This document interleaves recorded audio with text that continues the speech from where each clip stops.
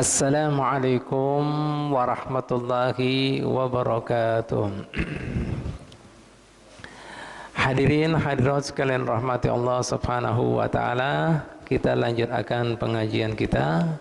Kita masih membahas bab tentang anjuran sunnah-sunnah setelah tuntung sembahyang, bacaan-bacaan yang disunahkan baginda Muhammad sallallahu alaihi wasallam. Ya, yang sudah kita bahas hingga sunnah yang ke-9, ya.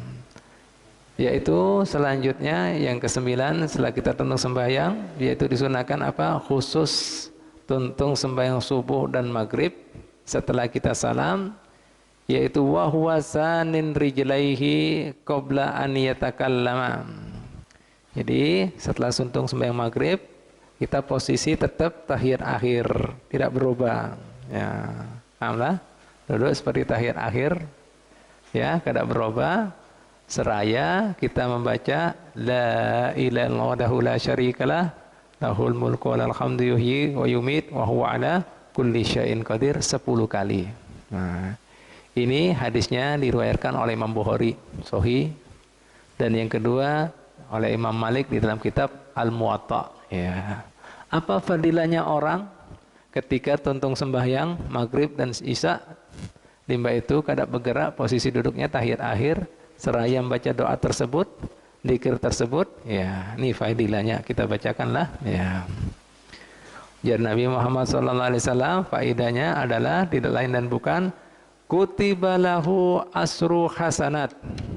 Orang tersebut dapat 10 pahala.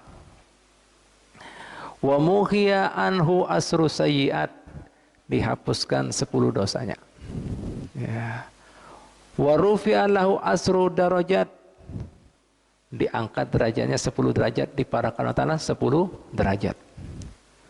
Wa kana yaumuhu dzalika fi hirsin min kulli makruhin.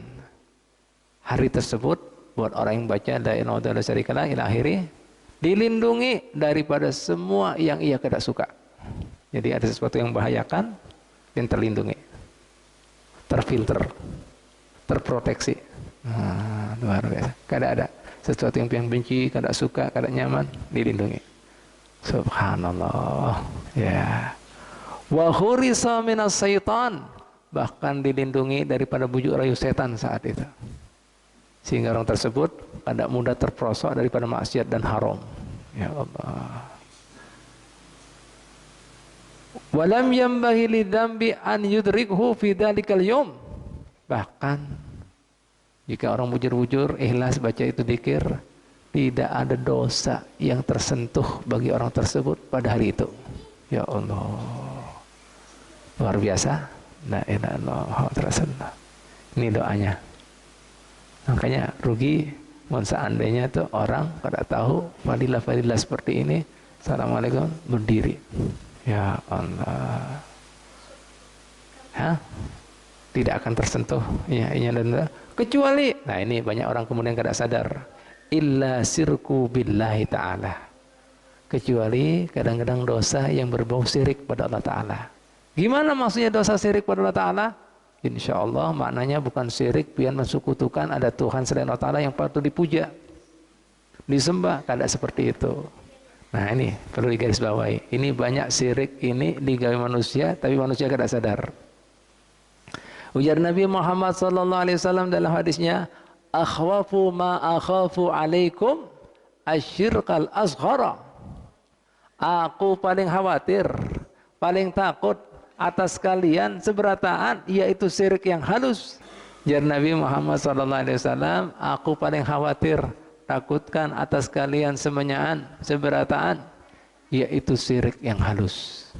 Nah, bingung saat itu sahabat Nabi Muhammad SAW, apa pulang ini? Yang dimaksud ada syirik halus. Mun ada syirik halus berarti ada syirik yang ganal. Hah? Bertakon sahabat Nabi Muhammad SAW, wa ma huwa syirkul asghar ya Rasulullah? Apa gerang itu yang dimaksud dengan syirik yang halus ya Rasulullah? Beliau menjawab dengan tegas, ar-riya'u, yaitu kada lain dan bukan syirik yang halus itu orang yang masih berisi melakukan amalia yang hakikatnya ampun Allah Ta'ala, haknya Allah Ta'ala, tapi inya duakan mengharapkan pengakuan pujian daripada hamba-hamba Allah. Nah, lahirianya, nah ini, taat ibadat. Lah itu orang yang jelas yang pertama pahala hilang. Paham? Yang kedua, inya menganggap taat ibadat hakikatnya maksiat dan dosa. Subhanallah. Hakikatnya inya dekat Allah Ta'ala, dimurkai Allah Ta'ala. Nah ini yang dikhawatirkan Nabi.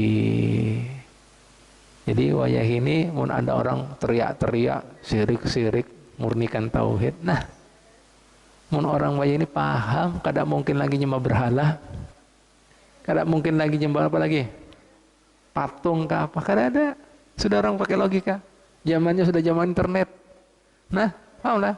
Ada mungkin nyembah batu, kan nyembah pohon. Nah, yang dikhawatirkan Nabi, yang ditakutkan Nabi lah inilah riyanya ini. Sudah taat ibadat, tapi ikhlasnya, tapi niatnya, tapi ketulusannya kada ada semuanya, tapi mengharapkan pengakuan, pujian, sanjungan manusianya, hamba Allah. Nah, ini Bu, Pak, yang dikhawatirkan Nabi. Nah ini, ilaha illallah. Makanya dikatakan di sini semua dosa kada mungkin tersentuh orang tadi. Nah, syirik bisa. Ya ini maksudnya syirik yang halus, yaitu riya tadi. Itu kan karena bawaan daripada manusia sorong. Artinya mun kada dilatih, kada ditempa, selamanya inya berisi sifat ujub, bangga diri. Mun sudah berujub pasti riya. Mun orang riya pasti sombong. Orang sombong pasti kemudian muncul orang kemudian dapat kenikmatan iri. Mun orang iri pasti dendam. Ini apa kait mengkaitnya penyakit hati itu tadi. Jadi hati-hati. Nah, subhanallah. La ilaha illallah Muhammadur Rasulullah. Nah, ini Pak Bu, berapa banyak kita wajah ini banyak melakukan amalia, tapi hati kada dijaga, kada dipasang niat yang bujurnya, sehingga terperosok di dalam pintu, masuk di dalam kemudian bab riya, syirik yang halus. Nah, makanya Nabi Muhammad SAW ada juga dalam apa dikatakan syirik itu ada dua. Ada syirkul khafi, syirik yang tersembunyi, ada syirkul jali, ada syirik yang terang-terangan yang nampak. Syirik yang khafi apa? Ya itu tadi, riya tadi. Di dalam orang kada tahu niatnya orang, hatinya orang. Namun syirik yang jali, yang nampak, misalnya ada seseorang beritikad, berkeyakinan ada sesembahan selain Ta'ala dan dia sembah, nah itu syirik yang nampak, yang jadi. Ini yang kada nampak, ini yang banyak. Dan ini makanya dikhawatirkan oleh baginda Muhammad sallallahu alaihi wasallam. Kayak apa biar dengan kemudian apa? Nah, itu riya. Nah, nih, subhanallah. Nah, ini Pak Bu, banyak sih hadis-hadis Nabi Muhammad SAW mengingatkan kita hati-hati daripada riya. Ya, di antaranya ini tadi. Ada yang kedua lagi, Nabi Muhammad SAW bersabda seperti ini. Kullu amali ibni Adam lahu. Allah Ta'ala berfirman dalam hadis qudsi. Ini Allah Ta'ala, kullu amali ibni Adam lahu. Semua amalan yang digawain cucu Adam, kesan inya sorong itu. Lain kesan aku, jalla Ta'ala. Ada. Sembayangnya kah? Hajinya kah? Zakatnya kah? Semuanya kesan inya. Ya Allah. Ya Allah Pak, supannya kita. Semuanya. Kecuali satu aja yang diakui Allah Ta'ala. Kesan sidin. Illa saum, kecuali puasa itu khusus kesan aku sendiri yang memberikan pahalanya. Kenapa Pak Bu? Puasa aja yang dianggap Allah Ta'ala, yang lain kada dianggap, karena di dalam puasa seseorang kada ada kemudian amalan yang bisa nampak orang, kada ada gerakannya, kada ada tempatnya. Mun haji kan sudah ada tempatnya di Masjidil Haram, ya kan? Mun sembahyang berjamaah di masjid. Sedekah kan pian, yo iso tahu orang. Alah, mun puasa itu melatih kejujuran antara pian wa ta'ala. Mun seandainya orang tadi kada puasa, kada orang tahu. Misalnya pian sembunyi-sembunyi masuk kamar sunyian, nah, nah, kan dulu masih halus-halus kan gitu, banyak kan anak-anak masih halus. Sahur umpat sahur, buka umpat buka, mun kada tahan masuk kamar mandi minum. Nah, yang diakui Allah Ta'ala cuma puasa. Nah itu aja. Berarti apa di sini? Artinya di sini banyak orang di dalam ibadahnya tadi masih mengharapkan pengakuan orang. Sembahyangnya kah, zakatnya kah, hajinya kah. Nah, makanya ada sebagian orang mun sudah berhaji kada dikeu Pak Haji ngah sarik. Ampun maaf nah, kadang-kadang KTP-nya hendak diganti. Nah, sudah bahagia, hendak ditambahan. Ya Allah. Aneh nih Pak. Jual sapi ulun lar, sapi. Nah, ini Pak, Bu. No, kita lihat kan? Putih ini kopi ulun ini, putih lain hirang. Nah. Innalillah. Ada apa kada itu? Ada apa kada? Banyak. Nah, ini Pak, Bu. Nah, ini. Pas Allah Ta'ala mengatakan seandainya itu masih dapat pujian, sanjungan, pengakuan. Ini banyak mengharapkan. Artinya apa? Masih banyak orang berisi penyakit ria. Bu, Pak, ulun ingatkan lagi. Ria itu kada disukai Allah Ta'ala loh ya. Itu termasuk muhbitot. Tahu muhbitot? Yang menghancurkan, menggugurkan amalia. Bahkan itu maksiat, dosa, lahirianya ibadah. Dan makanya ditakutkan Nabi Muhammad SAW. Sampai Sidin pernah dalam kesempatan lain mengatakan apa? Karena ada 3 kelompok manusia. Yang pertama kali menghanyari, merasai api neraka. Sebelum yang lainnya. Bahasa kita membujangi neraka ini. Neraka dibujangi. Nih, siapakah mereka? Lahirianya, amalannya luar biasa. Yang pertama orang fisabilillah, melawan orang kufarnya, yang membahayakan daripada syarat agamanya dan zalim lawan kaum musliminnya. Tetapi ketika mereka di medan laganya tadi bukan gesan membela agama Allah, syariat baginda Muhammad SAW, liyuqala annahu jari'un. Ingin disebut, ingin dianggap, ingin diakui, ingin dipuja dan dipuji oleh manusia, dia seorang pemberani, jagoan, pahlawan mau meninggal. Kandangan cingai. Nah, ini menghanyari masuk neraka sebelum yang lain. Ya Allah. Nah, makanya ini di dalam agama kita, Nahjin Rohlis disebut dalam syariat kita apa? Disebut sahid dunia. Apa? Sahid dunia. Apa artinya sahid di dunia? Di dunia syariat dilaksanakan. Kan kita tahu orang mati sahid apa? Nahjin Rohlis ada boleh dimandikan. Allah, bekasnya itu jadi kebanggaan nanti di akhirat darahnya. Yang kedua, kada boleh disolati. Karena apa? Orang yang mati syahid masuk surga. Yang kedua, apalagi orang mati syahid itu bisa memberikan syafaat pertolongan 70 orang yang harusnya masuk neraka. Jadi bahasa kita ngantongin ya, karcis masuk neraka. Hendak 70. Lah lahirannya kita kada tahu, meninggal dia di medan laga lawan orang kafir. Nah kada disolati, tapi jarna Yosef di akhirat dimasukkan neraka. Kada dikumpulkan ma'an nabiyina wasiddiqina wasuhada kada ada. Karena apa? Niatnya kada beres. Karena apa? Riya. Oh, jelas? Jelas? Dunia berlaku syariat. Kita kan nggak tahu hatinya manusia, niatnya. Nah, makanya disebut sahidun. Gimana? Ngenas apa enggak? Mengenaskan. Di akhirat kumpulkan dengan Haman, Fir'aun. Ya, ya Abu Jahal, Abu Lahab. Nah, subhanallah. Jelas Bu, Pak? Nah, ini. Yang kedua lagi. Nah, ini lahirnya orang belajar agama. Alim dia. Faqih dia. Ahli hukum ininya, itunya. Nah, alhamdulillah, qiraannya bagus. Nah, Liyuqala annahu qari, ingin dikenal, dipuji oleh manusia dengan menuntut agamanya, kadang memberikan hidayah, kemaslahatan, kebaikan buat umat baginda Muhammad SAW, tapi ingin dikenal, diakui, dipuji sebagai seorang qari, alim, faqih, ahli hukum syariat agama Allah Ta'ala. Nah, sama juga. Masuk berdahulu. Inna lillahi wa inna ilaihi raji'un. Nah, makanya Bu Pak jangan terbuai. Kalau misalnya ada orang, belajar di sana ini, Timur Tengah ini, nah, profesor doktor ini, nah, kamu di Bangkok ada tahu, ada jaminan. Oknum ulama juga ada. Nah, ini, jangan terbuai. Ingat, makanya Allah Ta'ala memberikan batasan orang ulama apa?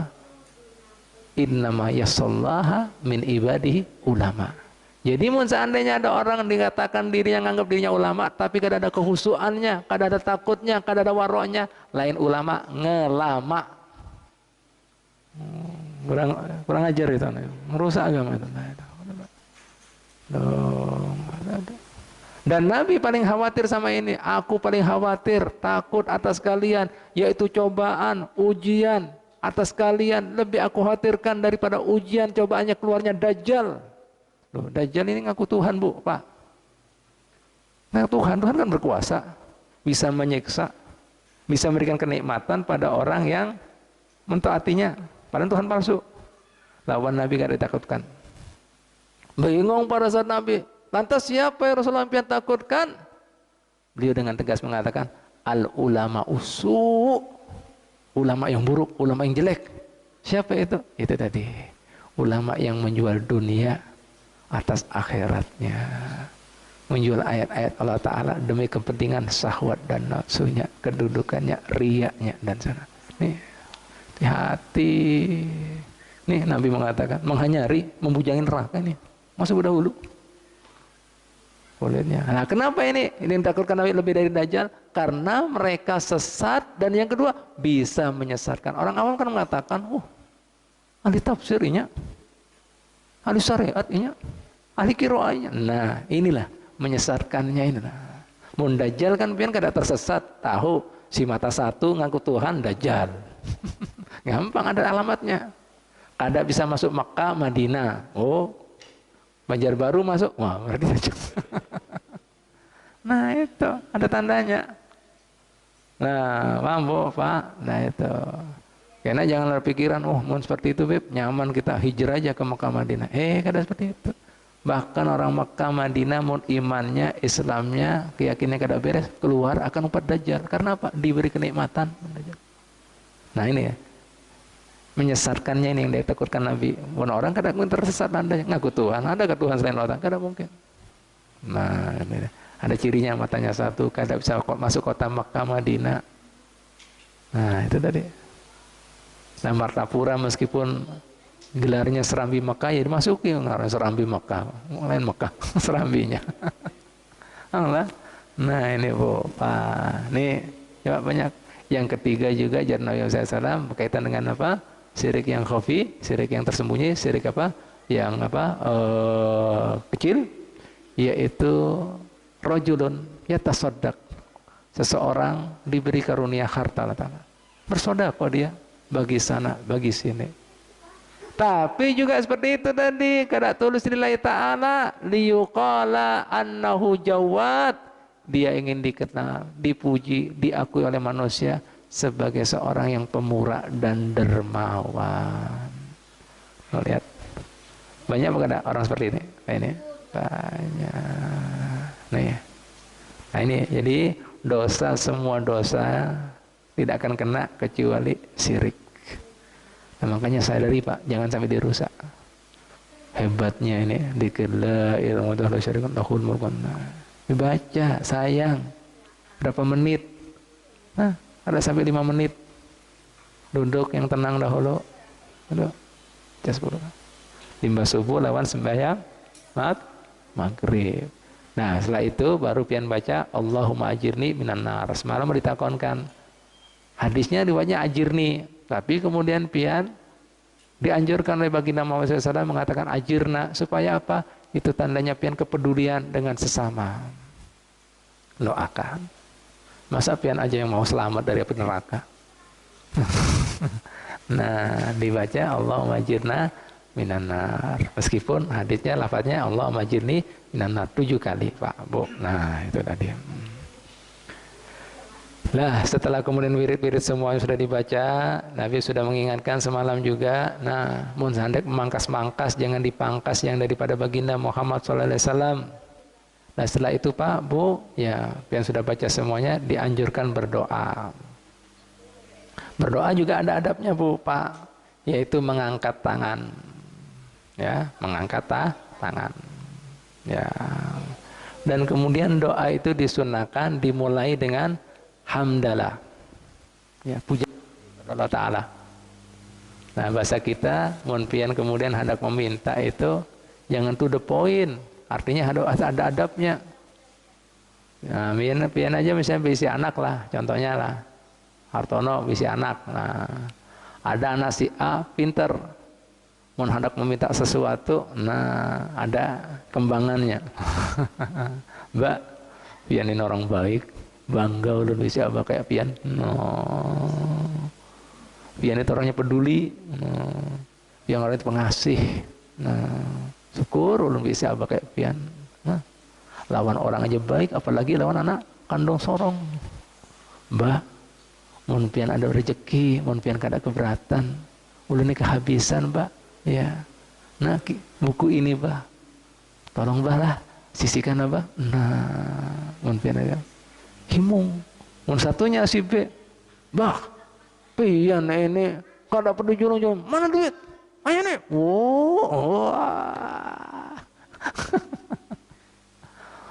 Jadi abah kada bertanggung jawab. Nah, no, kayak nah itu. Lah ini diajari juga Allah Ta'ala. Ada puja-pujian. Makanya disebutkan dalam Al-Qur'an, ya. Walillail asmaul husna fad'u biha. Buat Allah Ta'ala itu ada nama-nama yang baik. Fad'u biha, minta Anda dengan nama baik tadi. Nah, misalnya pian kan kada tahu kan puja-pujian yang sesuai dengan apa yang pian mau minta. Karena kita belum hafal Asmaul Husna. Nah, iya kan? Nah, memang ada tempatnya biasanya. Misalnya pian ada apa? Rezeki ya Fattah ya Rozak. Wahai zat yang membuka dan memberi rezeki. Terserah minta apa pian. Kemudian apalagi minta pertolongan, ya Hayyu ya Qayyum, wahai Maha hidup dan Maha mengatur. Nah, ini kan pada tahu ibarat. Nah, mungkin kada tahu apa? Jangan. Nah, puja-pujian sabu jagat. Apa puja-pujian sabu jagat? Apa puja-pujian sabu jagat? Loh, masa kada tahu? Mendoa sabu jagat tahu Robbana atina fid dunya. Puja-pujian sabu jagat itu, Bu, Pak, alhamdulillahi rabbil alamin. Segala puja dan puji bagi Allah Ta'ala, Tuhan alam semesta. Kena semuanya itu. Tinggal pian mau minta apa? Anda kawin enggak? Nah, itu puja-pujian sapu jagat. Nah, itu. Alhamdulillah ada puja-pujian dahulu. Jangan main tembak aja, itu namanya nodong, kada minta menodong. Suka lah pian ditodong. Nggak ada suka ditolong. Nah, ini diberi adab kita. Ada pujian. Yang kedua, Bu, Pak, ya, disunahkan pulang as-shalah ala Nabi Muhammad sallallahu alaihi wasallam. Ada salawat. Alhamdulillah, karena salawat itu adalah dzikir satu-satunya yang kada pernah ditolak Ta'ala. Seluruh dzikir antara diterima kada. Tapi sholat ala Nabi Muhammad diterima selalu. Bahkan satu sholawat ganti 10 Allah. 10 jadi 100. Nah, makanya nih bahasa kita sebagai pendongkraknya. Ya. Nah, itu dibaca puja-pujian tadi lawan sholat Nabi Muhammad SAW di awal dan di akhir. Baru doa pian diandak di pertengahannya. Allah, jadi bahasa kita ada berterima kasihnya. Ya. Nah, ada berterima kasihnya. Timba itu juga supaya terangkat itu tadi. Nah, doa tadi dibantu juga dengan salat pada Muhammad SAW. Coba pian perhatikan. Bahwa ini banyak orang berdoa, hakikatnya sudah mengikuti tuntunan baginda Muhammad SAW. Ya. Bismillahirrahmanirrahim. Alhamdulillahirabbil alamin. Allahumma shalli wa sallim ala sayyidina Muhammadin wa ala ali sayyidina Muhammad. Allahumma inna nas'aluka ya, salamatan fid din. Nah, akan doanya. Wa barakatan fil umur. Baru tutup. Wa sallallahu ala sayyidina Muhammadin wa alihi wasallam. Walhamdulillahirabbil alamin. Tuh. Ada salawat, ada puja-pujian lagi. Nah, itu berarti sudah ngikuti. Yaitu supaya terangkat gitu ya. Ya, jelas lah. Nah, setelah pian tuntung, baca doa apa yang pian mau, ya, dan itu adab-adabnya caranya seperti yang ulun sampaikan tadi.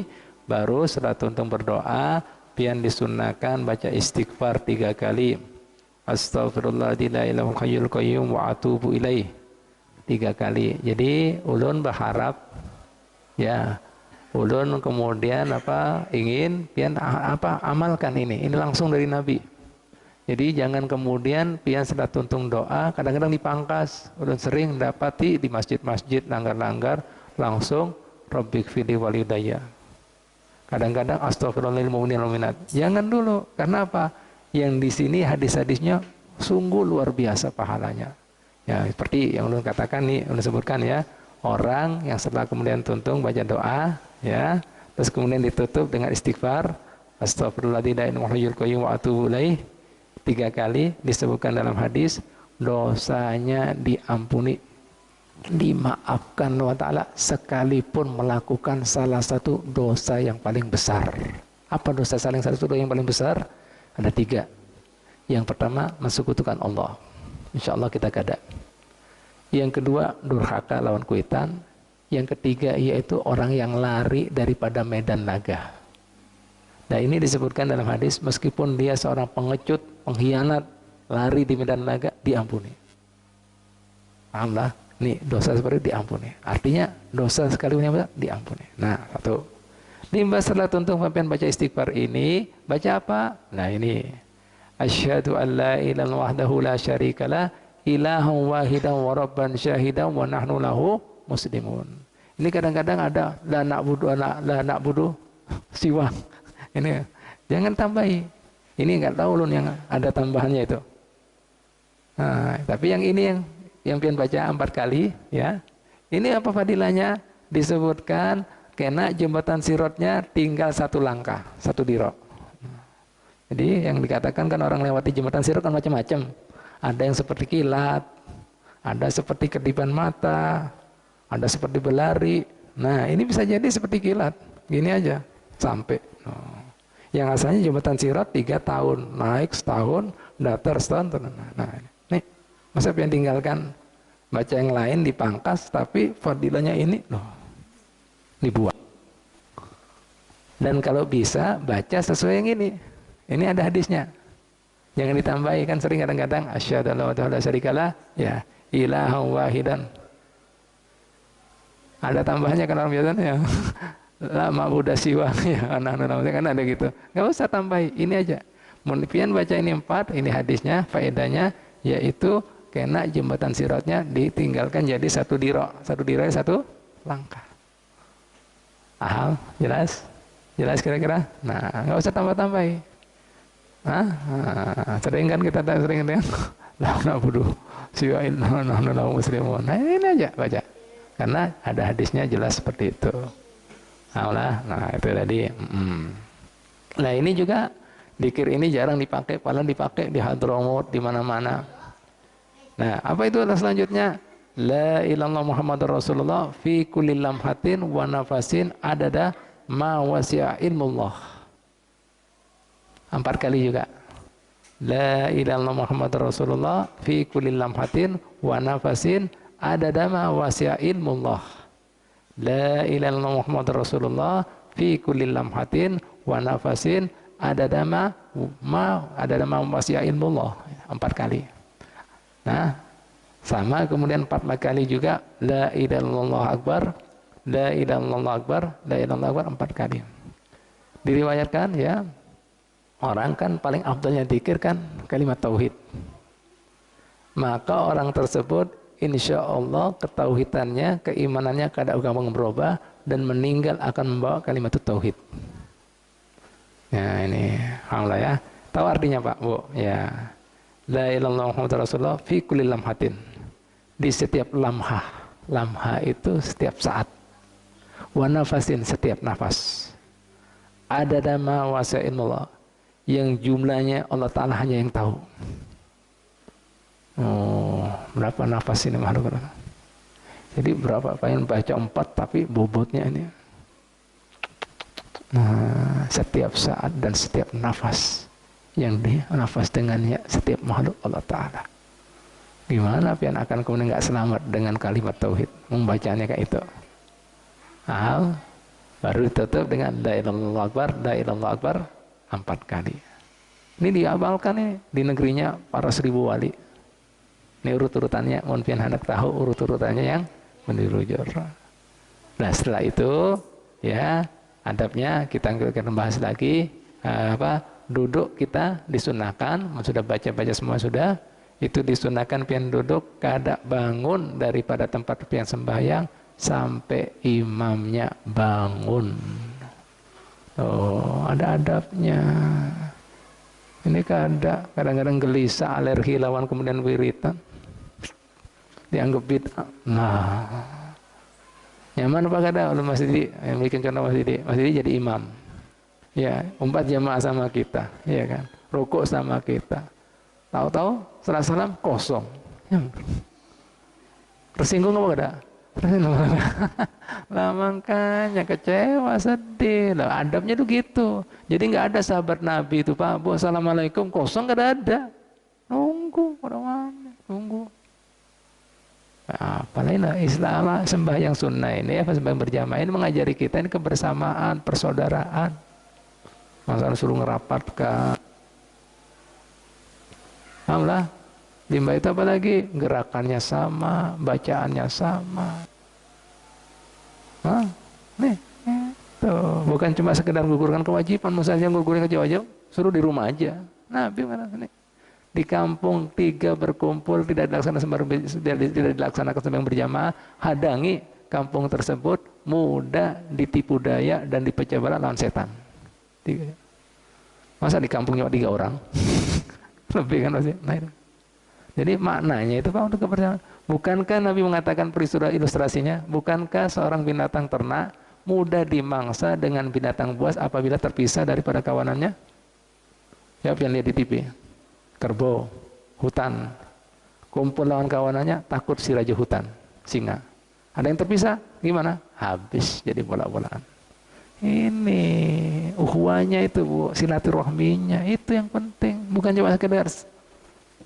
Ini makanya duduk dulu sampai imam bangun. Subhanallah, nggak ngerti orang-orang ini falsafahnya. Adabnya sama, gerakannya sama, bacaannya sama, dirapatkan.